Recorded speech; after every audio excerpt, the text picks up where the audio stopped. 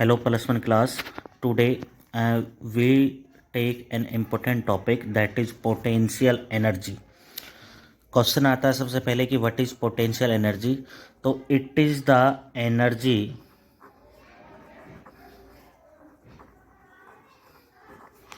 Of a body which possess due to its position और configuration. It means body जो energy purchase करती है position की वजह से और कॉन्फ़िगरेशन की वजह से, वो एनर्जी होती है पोटेंशियल एनर्जी। यदि हम इसके एग्जाम्पल्स की बात करें तो बहुत सारे एग्जाम्पल्स ऐसे हैं जो हमारी डेली लाइफ में आते हैं। जैसे कि हम अपने बॉडी की बात करते हैं तो बॉडी के अंदर जो फूड होता है वो एक्चुअली स्टार्टिंग में क्या होता है, इंटरनल एनर्जी में होता है और टेम्परेचर की वजह से फिर वो पोटेंशियल एनर्जी में कन्वर्ट हो जाता है। दूसरा, कोई भी बॉडी है जो ग्रेविटेशनल फोर्स की वजह से जो ग्रेविटेशनल फोर्स होता है उसकी वजह से हर कोई बॉडी अर्थ की तरफ अट्रैक्ट होती है, जिसके कारण ग्रेविटेशनल पोटेंशियल एनर्जी वहाँ पर प्रोड्यूस होती है। तीसरा, हम एग्जांपल लेते हैं जैसे कि बैटरीज होती हैं। तो बैटरीज के अंदर आपने देखा होगा कि एक साइड में पॉजिटिव लिखा होता है, एक में नेगेटिव लिखा होता है। इट मीन्स इन दोनों टर्मिनल्स पे क्या होता है, जो चार्जेस होते हैं वो एक दूसरे से अलग होते हैं, सेपरेट होते हैं, और वो चार्जेस लगातार अपनी पोजीशन बनाए रखते हैं क्योंकि वो चार्ज एक दूसरे को क्या चाहते हैं, अट्रैक्ट करना चाहते हैं। तो इस दौरान भी जो उनकी पोजीशन की वजह से एनर्जी प्रोड्यूस होती है वो भी क्या होती है, पोटेंशियल एनर्जी होती है। मेनली ये टू टाइप्स की होती है पोटेंशियल एनर्जी। फर्स्ट होती है आपकी ग्रेविटेशनल पोटेंशियल एनर्जी। तो अब बात आती है ग्रेविटेशनल पोटेंशियल एनर्जी क्या होती है। तो gravitational potential energy of a body is the energy, it means it is the energy of a body by virtue of its position above the surface of earth, above the surface of earth. It means अर्थ से कुछ height पर कोई body रखी हुई है या फिर position की वजह से जो एनर्जी प्रोड्यूस होगी वो ग्रेविटेशनल पोटेंशियल एनर्जी होगी। ये सबसे पहले जो ऑब्जर्व किया गया था वो 1996 में ओलंपिक्स के अंदर एक आंद्रे नाम का प्लेयर था। उसने लोड को या फिर वेट को अपने हेड से ऊपर तक लेके गया, तब वहाँ पर कंक्लूजन निकला कि ग्रेविटेशनल पोटेंशियल एनर्जी भी चेंज होती है। अब बात आती है कि इसको हम कैलकुलेट कैसे करेंगे, इट मीन्स हम इसका फॉर्मूला कैसे ड्राइव करेंगे। दूसरा बेटा, एक बात का ध्यान रखना है कि यदि हम किसी बॉडी को ऊपर की तरफ थ्रो कर रहे हैं या फिर बॉडी ऊपर से नीचे आ रही है तो जब वो बॉडी हाइट पे पहुंच जाएगी तो वहाँ पर वो उस बॉडी की कौन सी एनर्जी होगी, ग्रेविटेशनल पोटेंशियल एनर्जी होगी।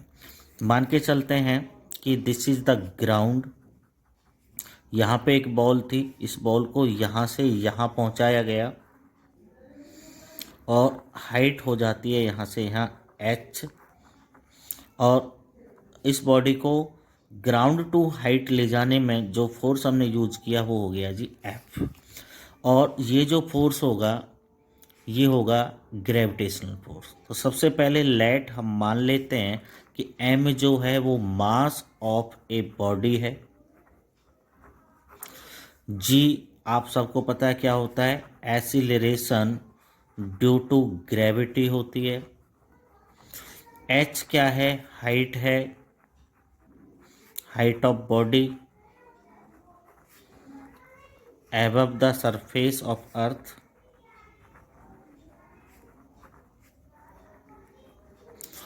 उसके बाद में जब हम बॉडी को हाइट पर लेके जाएंगे तो हमें क्या करना पड़ेगा, फोर्स अप्लाई करना पड़ेगा,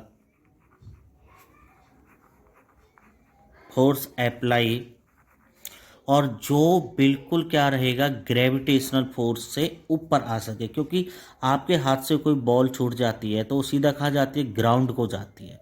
ठीक है, इट मीन्स आपको इतना फोर्स तो लगाना पड़ेगा कि आपका अप्लाइड फोर्स उस ग्रेविटेशनल फोर्स से ज़्यादा हो सके।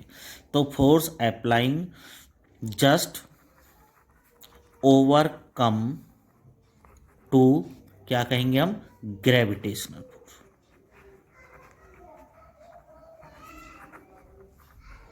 तो वो फोर्स होगा जी F is equal to mg।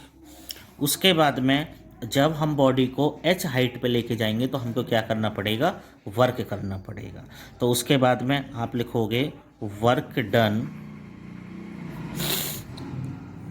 Done by the body in moving या फिर इन अप्रोचिंग हाइट h, और आप कहोगे in the direction of force, in the direction of force. तो वर्क का फॉर्मूला होता है फोर्स इनटू डिस्टेंस या फिर डिस्प्लेसमेंट, जो आप चाहो। तो फोर्स है आपका mg और हाइट क्या है, h। तो आपको पता है कि यहाँ पर जो ये वर्क डन हुआ है, जो वर्क डन हुआ है अपवर्ड डायरेक्शन में, वो रहेगा जी पॉजिटिव। वो कैसा रहेगा, पॉजिटिव रहेगा। उसके बाद में यदि वर्क डन आप लेके आते हो ग्रेविटेशनल फोर्स की वजह से, it means it is negative for work done by the gravitational force in the body. It means जो आपका ये जो वर्क डन आया बेटा, ये पॉजिटिव रहेगा। कब, जब आपने अप्लाइड फोर्स की बात कर रहे हो। लेकिन जब आप ग्रेविटेशनल फोर्स की बात कर रहे हो तो ये क्या रहेगा, नेगेटिव रहेगा। और ग्रेविटेशनल जो फोर्स है उस ग्रेविटेशनल जो एनर्जी है उसको हम वी एच से डिनोट करेंगे, जो किसके बराबर रहेगी, इस वर्क के, और वो क्या रहेगा, mgh रहेगा। तो potential energy means gravitational potential energy का फॉर्मूला आ गया जी mgh। तो बेटा यहाँ पे कंफ्यूज होने की कोई ज़रूरत नहीं है। आपका वर्क डन ये आया था, यदि आप अप्लाइड फोर्स के हिसाब से लेके चल रहे हो तो ये रहेगा पॉजिटिव, क्योंकि आपने फोर्स अप्लाई किया है, जब बॉडी ऊपर गई है तो वर्क डन पॉजिटिव रहेगा। लेकिन ग्रेविटेशनल फोर्स की, क्योंकि ग्रेविटेशनल फोर्स वो क्या है, वो अर्थ की तरफ इस तरह से एक्ट होगा, यदि उसके हिसाब से हम चलेंगे तो वर्क डन हमारा क्या रहेगा, negative. But we are taking here only magnitude, so gravitational potential energy will be mgh। अब हम बढ़ते हैं जी इसका सेकंड पार्ट, और सेकंड पार्ट जिसको हम नाम दे रहे थे इलास्टिक पोटेंशियल एनर्जी। दूसरा पार्ट क्या होता है जी, इलास्टिक पोटेंशियल एनर्जी, और दूसरा या फिर कह सकते हो आप potential energy of a spring, potential energy of a spring. आप सबको पता है कि स्प्रिंग के अंदर दो मूवमेंट होती है, एक तो एक्सटेंशन की होती है और दूसरा होती है कंप्रेंशन की। तो इट मीन्स हम कह सकते हैं कि potential energy of a spring is the energy associated with the state of comparison और expansion of an elastic spring. आप क्या कहोगे, it is the energy of a spring associated to state of compression or expansion in elastic spring।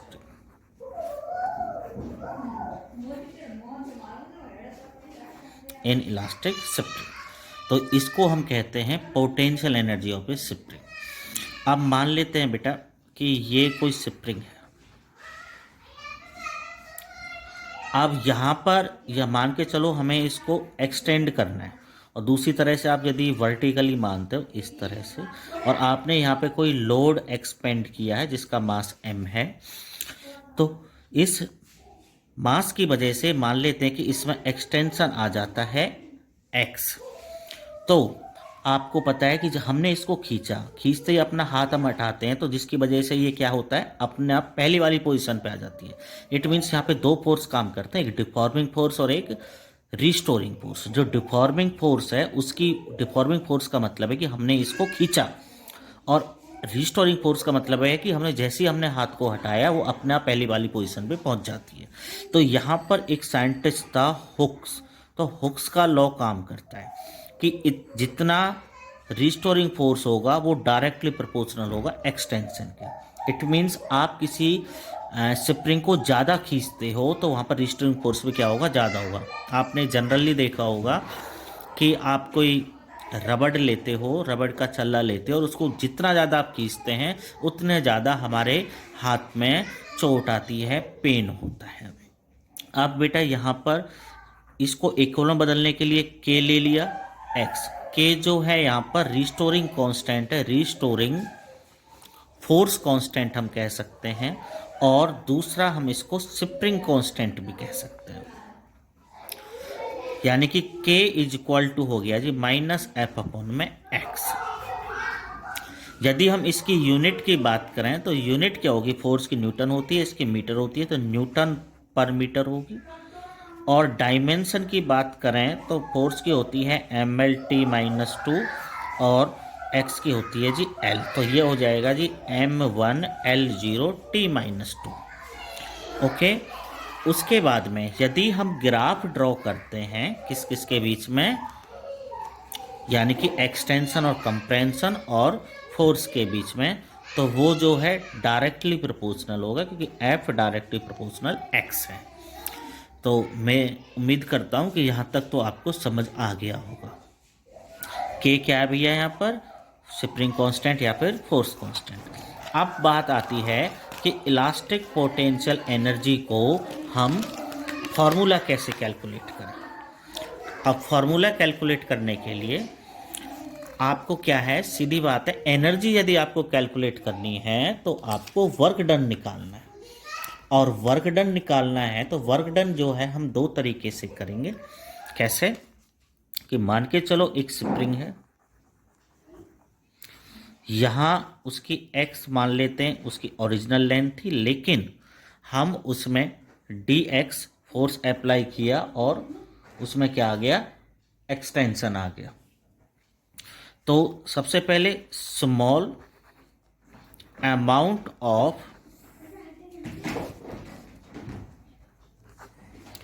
Work done in stretching spring throw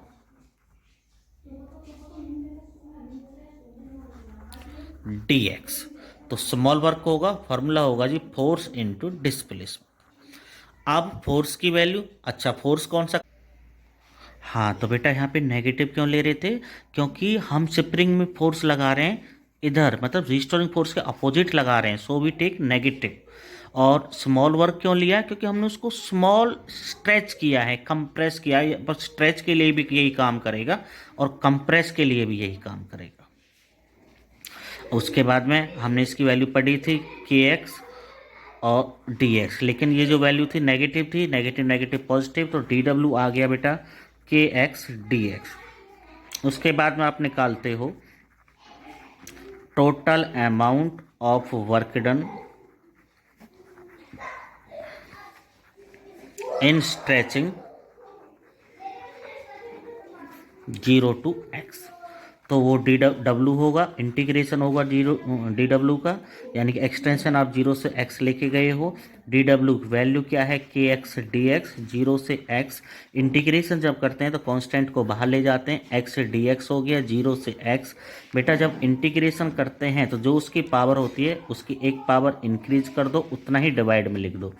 ये इसका हो गया limits, k 2 बाहर गया, upper limit minus lower limit, तो इट मीन्स W आपका आ गया 1/2 के एक्स स्क्वायर। इट मीन्स आपका इतना वर्क हुआ यहाँ पर, और आपको पहले ही बता रखा था जितना आपका वर्क होगा वो ही क्या होगी, एनर्जी होगी। तो ये होगी elastic potential energy. It means इसका फॉर्मूला क्या होता है, 1/2 के एक्स स्क्वायर। आपने यहाँ पर पोटेंशियल एनर्जी इस वीडियो में पढ़ा था, तो पोटेंशियल एनर्जी बताया आपको क्या होती है, क्या एग्जाम्पल बताए। उसके दो पार्ट्स होते हैं, ग्रेविटेशनल पोटेंशियल एनर्जी जिसका फॉर्मूला होता है जी mgh, जिसको जीपी हम कहेंगे, जीपीई ग्रेविटेशनल पोटेंशियल एनर्जी। दूसरा इलास्टिक पोटेंशियल एनर्जी पढ़ा बेटा, जिसका फॉर्मूला 1/2 के एक्स स्क्वायर होता है। आपने यहाँ पर F = -kx पढ़ा, जो कि हुक्स लॉ होता है। के जो होता है स्प्रिंग कांस्टेंट होता है। Thank you.